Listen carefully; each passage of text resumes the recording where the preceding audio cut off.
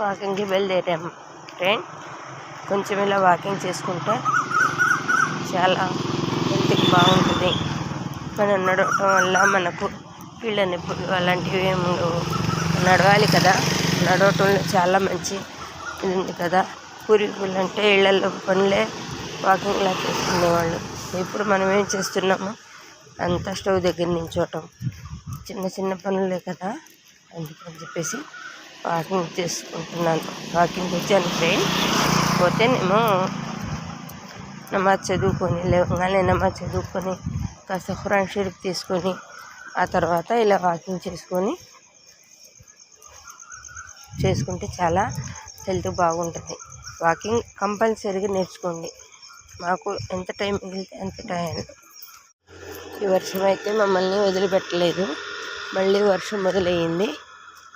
చిన్నగా చినుకులు పడుతున్నాయి. ఇంకా నేను లాంగ్ వెళ్తే మళ్ళీ రిటర్న్ అయ్యేటప్పుడు తడుస్తానేమో.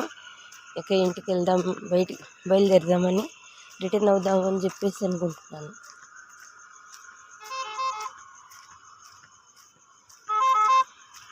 సన్నటి చినుకులు రాలుతున్నాయి.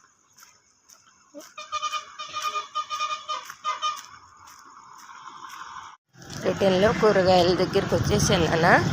కూరగాయలు తీసుకొని ఇక షాప్ దగ్గరికి వెళ్ళిపోతాను.